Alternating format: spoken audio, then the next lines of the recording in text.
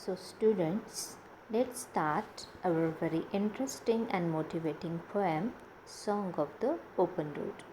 First of all, I am going to read the poem. You listen the poem very carefully. Then afterwards, we'll discuss some important points of the poem, and then later on, we'll discuss each stanza. Listen carefully. The poem, Song of the Open Road. Afoot and light-hearted, I take to the open road, healthy, free, the world before me.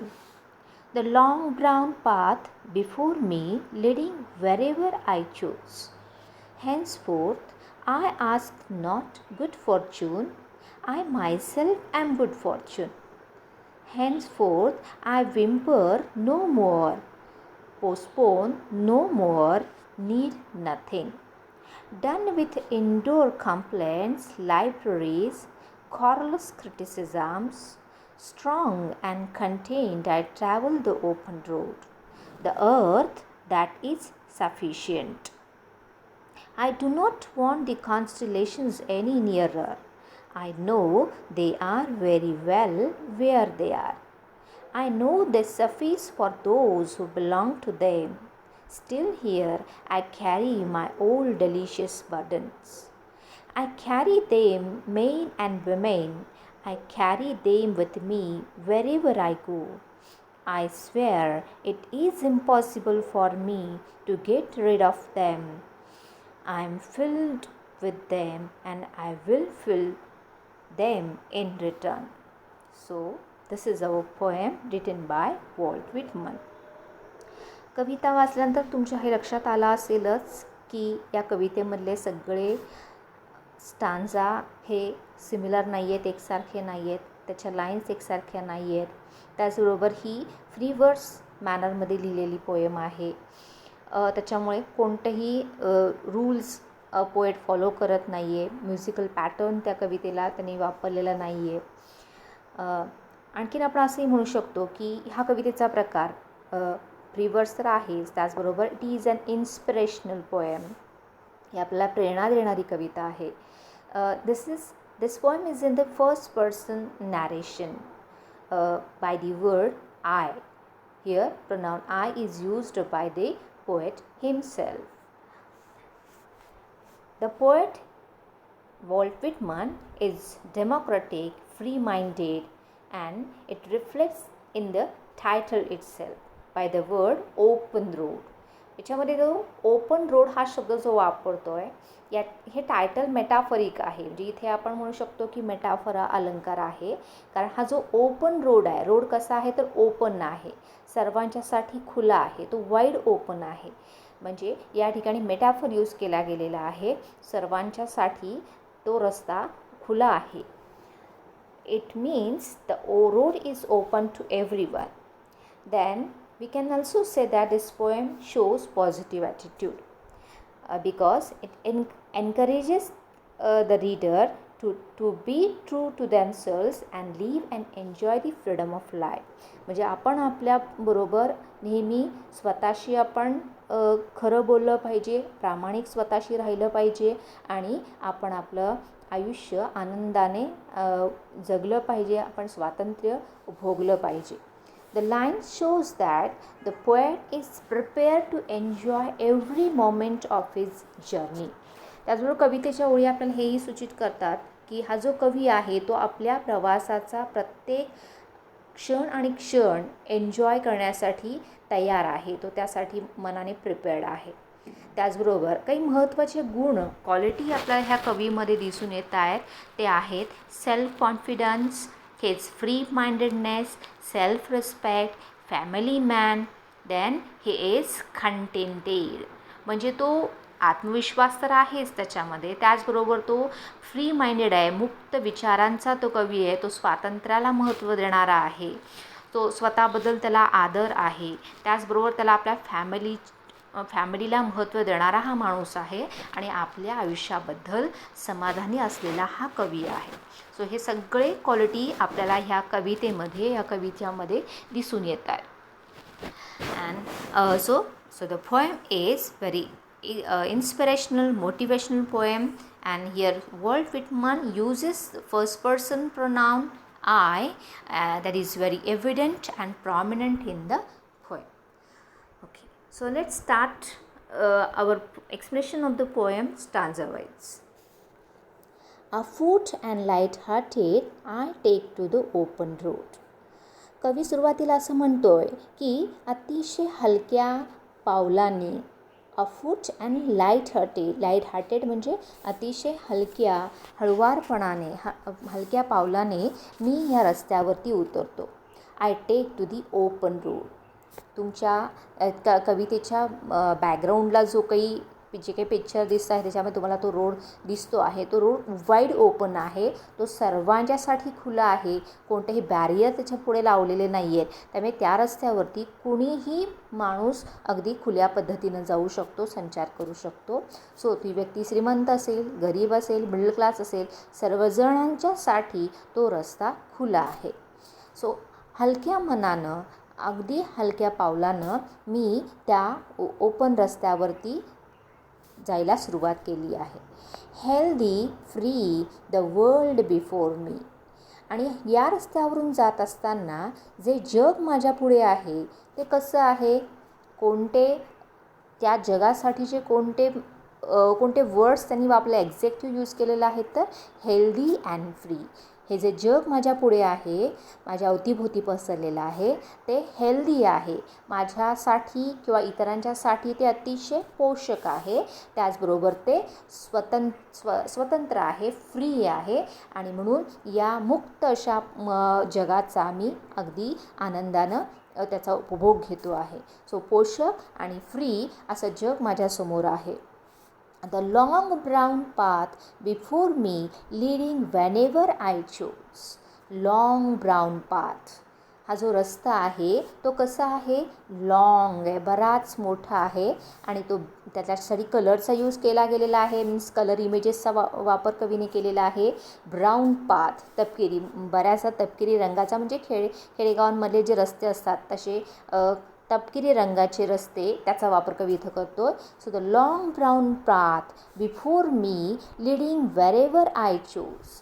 जिकडे जिकडे मला जायचं आहे तिकडे तिकडे हा रस्ता मला घेऊन जात आहे. मला तिथे त्या माझ्या इच्छित स्थळी पोहोचवण्यासाठी तो मला मदत करतो आहे.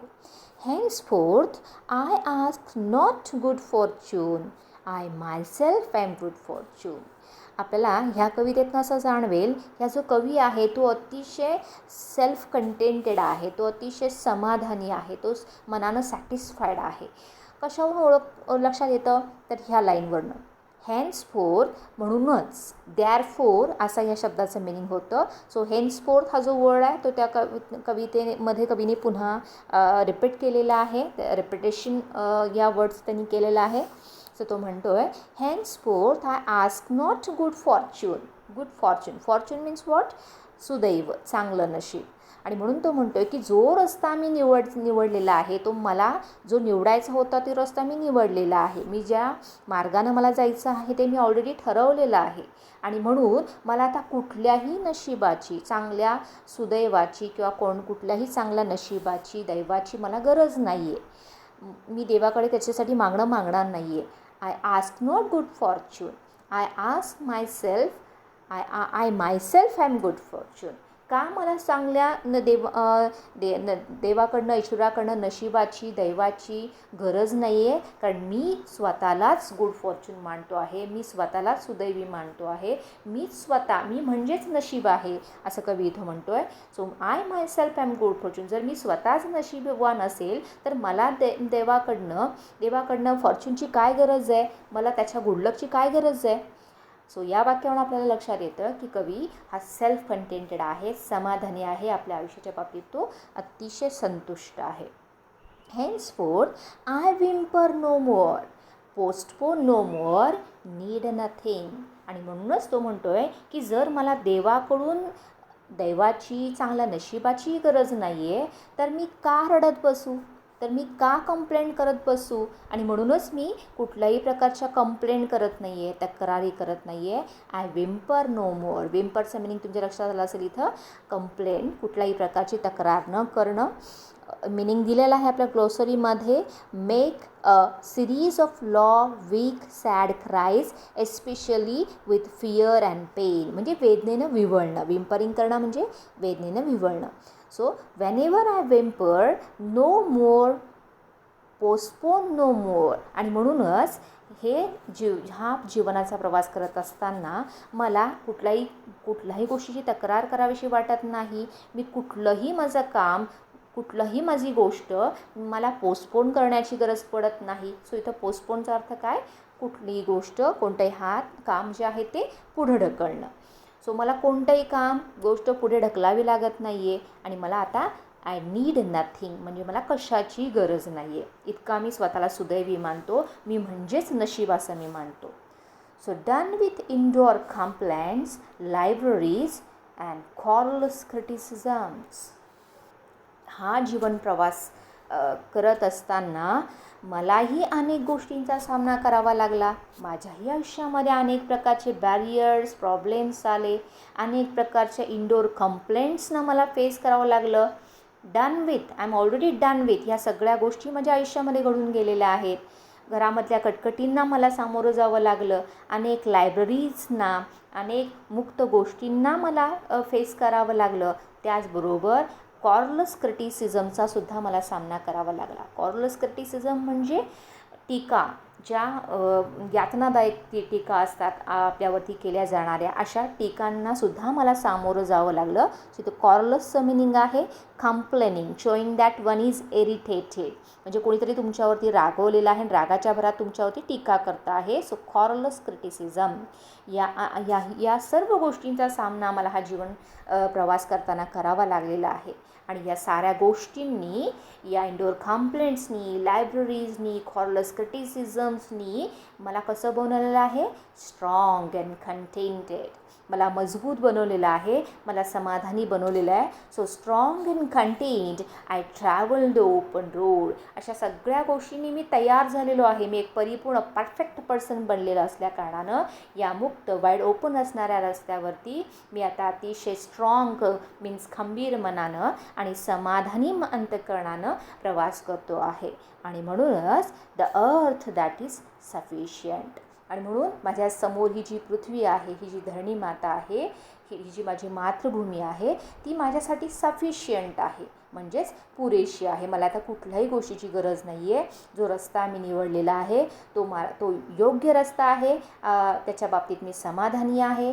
मी त्या बाबतीत खंबीर मनानं त्या प्रवासाला मी तयार झालेलो आहे. तर मला इतर कुठल्याही गोष्टींची गरज नाही आहे. पुढच्या स्टांजामध्ये कवी म्हणतोय, I do not want the constellations any nearer. I do not want the constellations any nearer. या लाईनमधला जो वर्ड आहे कॉन्स्टलेशन, त्याचं मिनिंग इथे दिलेलं आहे. Constellations means in this context fate, destiny, influential group of people. म्हणजे या कवितेच्या संदर्भामध्ये त्याचे दोन मिनिंग देण्यात आलेले आहेत. एक म्हणजे सुदैव, आपलं दैव, आणि दुसरं म्हणजे इन्फ्लुएन्शियल ग्रुप्स ऑफ पीपल, म्हणजे काही आपल्यावरती प्रभाव निर्माण करणारी माणसं. त्याचबरोबर तारका समूह असाही या शब्दाचा अर्थ होतो. So I do not want the constellations any nearer. आपल्या स्वतःच्या आयुष्याबद्दल कवी संतुष्ट आहे, समाधानी आहे. आणि म्हणून तो म्हणतो की माझ्या आजूबाजूला असणाऱ्या ह्या कुठल्याही गोष्टींची मला गरज नाही आहे. मग त्याच्यामध्ये ह्या माझ्या अवतीभोवती असणारे हे सगळे तारकांचे समूह असतील, माझ्या अवतीभोवती असणाऱ्या माझ्यावरती प्रभाव निर्माण करणारी माणसं असतील, किंवा दैव असेल, की जे तारे आपल्या दैवावरती प्रभाव टाकत असतात, अशा कुठल्याही गोष्टींची मला गरज नाही आहे. I know they are very well where they are. कारण मला माहिती आहे जे ह्या साऱ्या गोष्टी ज्या ठिकाणी आहेत ते त्या ठिकाणी बरोबर आहेत. वेअर दे आर, ते जिथे आहेत तिथे योग्य आहे. तारकासमूह असतील, त्याचबरोबर ही जी प्रभावशाली माणसं त्यांच्या आयुष्यामध्ये जीवन जगत असतील, हे सारे ज्या ठिकाणी आहेत ते त्या ठिकाणी योग्य आहे. So I know they suffice for those who belong to them.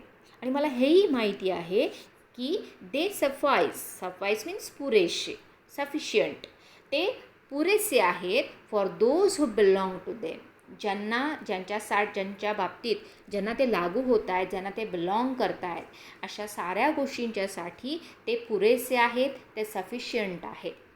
त्यानंतरच्या काही लाईन्स कवीनं ब्रॅकेटमध्ये दिलेल्या आहेत, ज्याला आपण पॅरेंथेसिस म्हणतो. या ठिकाणी कवीचा एक वेगळा विचार आहे जो ह्या ब्रॅकेटमध्ये त्यांनी मांडण्याचा प्रयत्न केलेला आहे, की जो या कवितेचा पार्ट नाही आहे.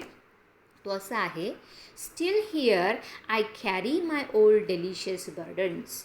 हे सगळं जरी असलं तरीसुद्धा अजूनही I carry my old delicious burdens. हा जीवन प्रवास करत असताना मी माझ्यासोबत अनेक प्रकारचे डेलिशियस बर्डन्स घेऊन जातो आहे, मी त्या गोष्टी कॅरी करतो आहे. या कवितेतले सगळ्यात सुंदर वर्ड्स जर कोणते असतील तर डेलिशियस बर्डन्स. अतिशय सुंदर अशा शब्दाचा उपयोग कवीने इथे करून घेतलेला आहे. म्हणजे बर्डन्स म्हणजे काय? बंधनं. माणसाला बंधनंही नकोशी असतात, पण काही बंधनं ही माणसाला हवीशी वाटत असतात. मग त्यात कुठल्या प्रकारची बंधनं की जी माणसाला हवीशी वाटत असतात? याच्यामध्ये तुमचे जवळची आपली माणसं, तुमची जवळची नातेवाईक, पती पत्नी, मुलं, आईवडील, ही सगळी जी बंधनं आहेत, किंवा मित्र मैत्रीण, ही सारी बंधनं आहेत, किंवा आपल्याला लागणारा एखादा जॉब, की जो जरी एक प्रकारे आपल्याला ते बर्डन असलं, ही नाते जरी आपल्यासाठी एक प्रकारची बंधनं असली, तरीसुद्धा माणूस या बंधनांना आपलं मानत असतो. त्याला ती डेलिशियस वाटत असतात, त्याला ती अतिशय चवदार त्याचं आयुष्य बनवण्यासाठी ही बर्डन्स त्याला मदत करत असतात. आणि म्हणून ही बंधनं असली तरीसुद्धा कवी त्या बंधनांना डेलिशियस हा शब्दप्रयोग करतो आहे. म्हणजे एका अर्थानं बर्डन हा शब्द त्या कवितेला निगेटिव्ह अर्थ देतो, पण जेव्हा त्याच शब्दाच्या पुढे डेलिशियस हे एक्झेक्टिव्ह लागतं, तेव्हा मात्र त्या वाक्याचा टोन बदलतो. सो तो पॉझिटिव्ह टोन होतो, डेलिशियस बर्डन.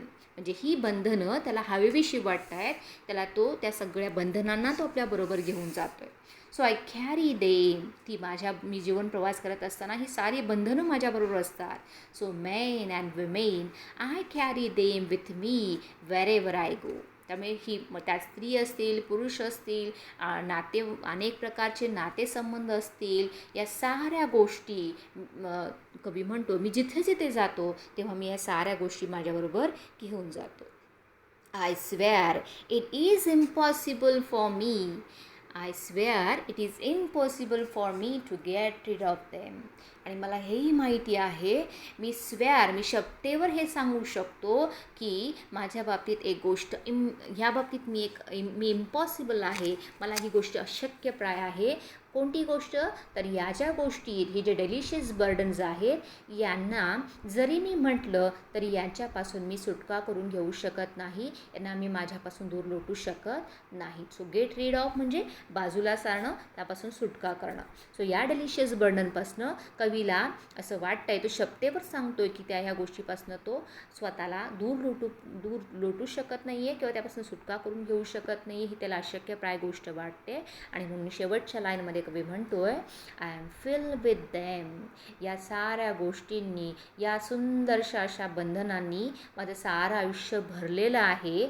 या माझ्या अवतीभोवतीच्या माणसांनी माझं आयुष्य भरलेलं आहे. त्यामुळे माझंही कुठेतरी एक रिस्पॉन्सिबिलिटी बनते, माझी कुठेतरी एक ड्युटी बनते की मलाही या साऱ्या माझ्या डेलिशियस